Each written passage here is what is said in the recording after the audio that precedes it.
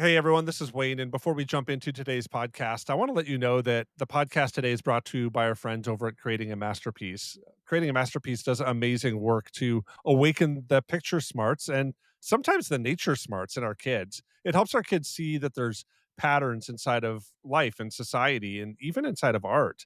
And it also awakens an ability for our kids to communicate that through artistic expression. Creating a Masterpiece does a fantastic job walking kids through building art projects and teaches them the finer points of artistic expression. They use painting and drawings and different sculptures that you can kind of sign up for inside of these classes that are all taught online by believers who really love what we're doing here at Celebrate Kids and who we really love the way that they teach and approach children and the way that they celebrate kids in their program. So I want to invite you to sign up for their newest class. You can do that just by going to their website. It's creatingamasterpiece.com. Again, that's creatingamasterpiece.com. Now let's turn to Dr. Kathy Cook. We are other-centered. We are people who respect others. We're not about ourselves. Now, the culture has become very selfish and very self-centered, and sadly, we have evidence of that almost every day. But I would say that we wanna raise up children who respect others, who trust others, who want to love others well, and that includes the way that we relate, interact, and treat them, and that includes things like please and thank you, and even at a dinner table of, using the napkin right. Don't be afraid of the dark. Be careful with stars. Not every light is gonna guide you, baby. Not every light is gonna guide you. So, Dr. Kathy, today in the Celebrate Kids podcast, in this daily segment, Face in the Dark, I want to talk to you about the importance of really manners and being polite. Partly because there's a Business Insider article by Melissa Petro who says that her kids aren't polite. She kind of says that's okay. She talks about allowing her kids to be their authentic self, which often means that they don't say please and thank you, and they might even cuss a word here or there when they're frustrated. She writes, quote, "I've come to admire that honesty. I appreciate what I learn from my kids every day, that belonging isn't about playing by the rules of a polite society, but about showing up as your truest self, even if that self greets the world with a scowl and an F bomb." End quote. Now, Dr. Kathy, I think that this is one of those articles that you might just naturally kind of gloss over and move on. But I think it actually has an interesting presentation inside of culture and society right now. There's a little bit of this too, because we recently spoke at the CareNet conference where we talked to some different pregnancy resource center leaders, at least 200 of them, about what it looks like to form faith inside of their clients. And I said something from the stage about how today's generation really values authenticity. It's a paramount characteristic for many. And when I said that, I looked out at the audience and I mean, I heard an audible affirmation like, yeah. But then I also saw a lot of heads nodding. And I thought that was really interesting that maybe there's something here about authenticity and allowing people, even if it feels, weird that we don't encourage our kids to have politeness. There is a cultural movement that says that authenticity is way more important than acting nice inside of culture. And I wanted to have you comment on this. What do you make of this movement that we're kind of seeing here right now? Okay, this is interesting.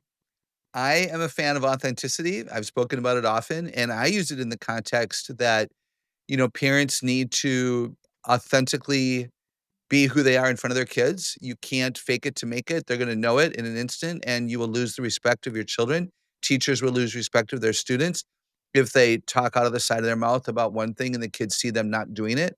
So a lack of integrity, a lack of authenticity, is not gonna endear, children to us at all. So in that regard, I value authenticity, and I would want us as a ministry to be authentic, to let our people know that, "Hey, we're struggling with this," or here's our passion. I think we're pretty honest here about what we value and who we would love children to become.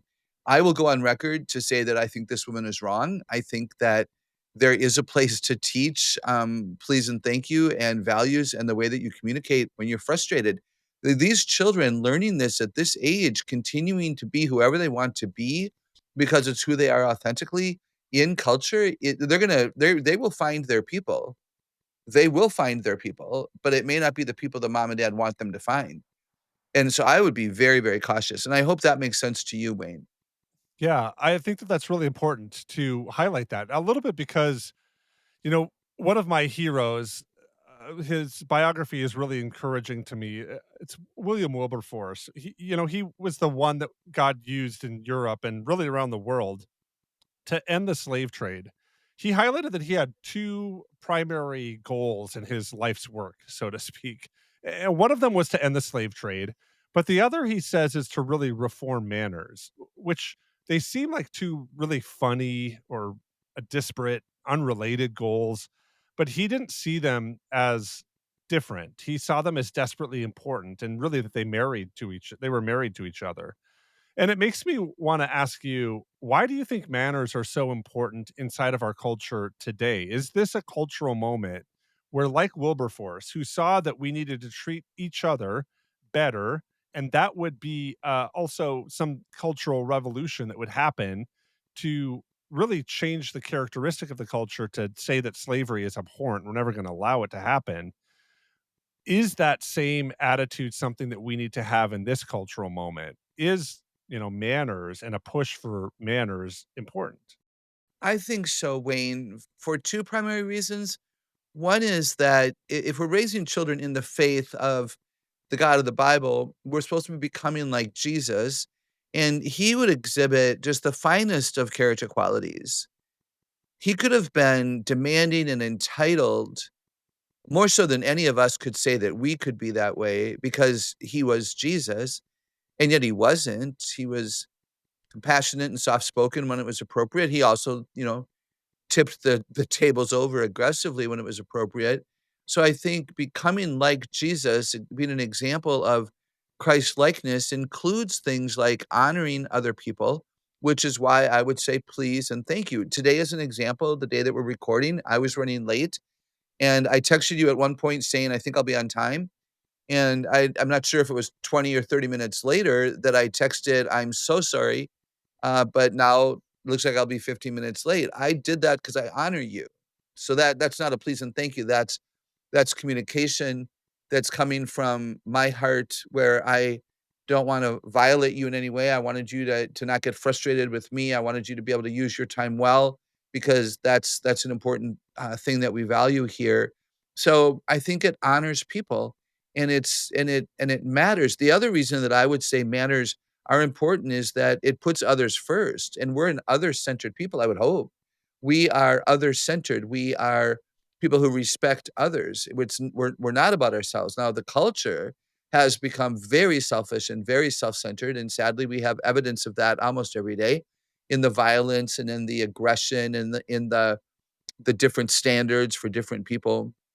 But I would say that we wanna raise up children who respect others, who trust others, who want to love others well, and that includes the way that we relate, interact, and treat them, and that includes things like please and thank you, and even at a dinner table of, using the napkin right, and, Wayne, do you remember, we were just so privileged to speak in July at a Turning Point, Academy conference. We were a part of the Educators Summit, one part of Charlie Kirk's ministry of Turning Point USA, and one of the speakers there was someone I've known for at least 10 years who has written about and designed a curriculum about manners.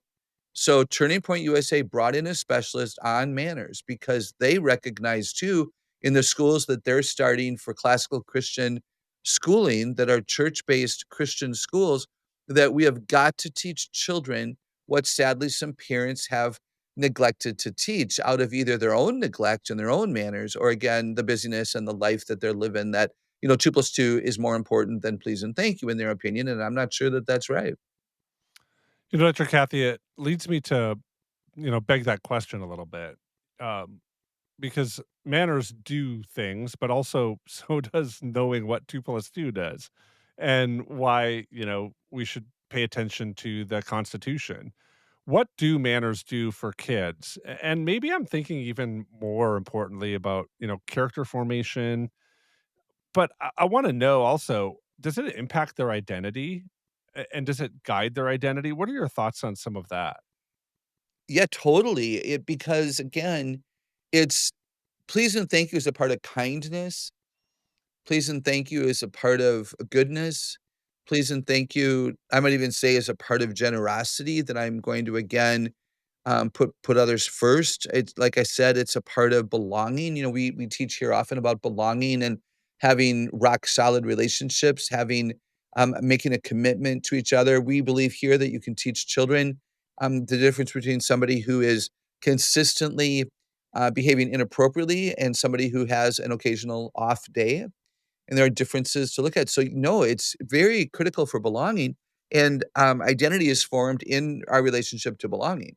Identity is formed on top of security. Who can I trust? Can I trust myself to be kind and gentle? And do I trust myself to put others first and honor them by saying, please, could I have another glass of milk? Or being in a store with complete strangers. Like, it's one thing for kids to be polite and use manners at home or at grandma's or at Aunt Kathy's house, good heavens, but are they going to use manners out and about with people they don't even know their names, and they might not see the benefit of it? No, why do we do that? Because people matter.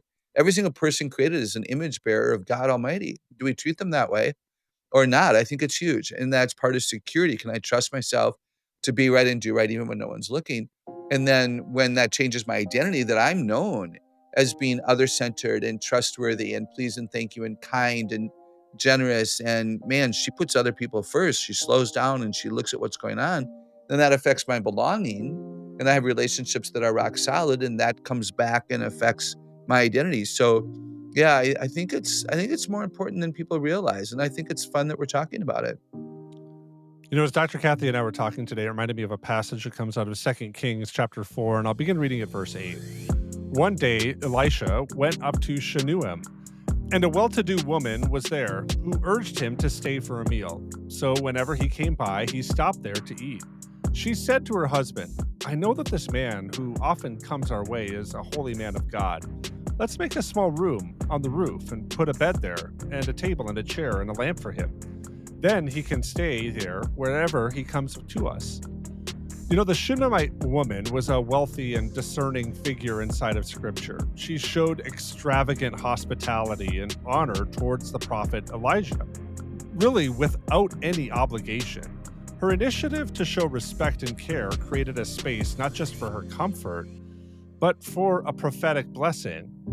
In ancient Near Eastern culture, hospitality was more than a societal expectation. It was really an expression of character. The woman's carefully prepared room with a bed and a chair and a lamp, it wasn't just polite, it was a sacred act of honor that she was showing not only to the Lord, but to Elisha. Manners and hospitality opened doors for spiritual encounters. And I really believe this, that when the Shunammite woman models the graciousness of God at work in her life, she expresses something that is extraordinary, and her posture of respect, without needing to be seen or praised, is really positioning her for God to work in her life in really powerful and unique ways. And it includes a way that we read later on in this chapter and inside of this book to a place of restoration for her son. I think as parents, we can guide our kids to have these habits that creating spaces for others is really holy work. When they show respect to their teachers or their leaders or their guests or their peers, they're really inviting God into the room and into the conversation. I think practicing holy hospitality, this idea of thinking of our guests or other people before they get there, is a kindness that really shows that manners aren't outdated, and treating people with respect and even speaking with respect and in a respectful manner, practicing good muscles of habits that go beyond self-expression but go towards God expression. They're really an invitation for divine appointments. And I think doing that and training our kids in that can be a bright light that shines and cuts through some of the darkness of the uncertainties and maybe even those times when they wonder if God is actually working their life. I hope that's an encouragement for you, and I hope this whole podcast is an encouragement for you. I'm so glad that you're joining us today here at the Celebrate Kids podcast, this daily segment, Face in the Dark. On behalf of Dr. Kathy Cook, my name is Wayne Stender. So glad you joined us today, and we're looking forward to seeing you here again tomorrow.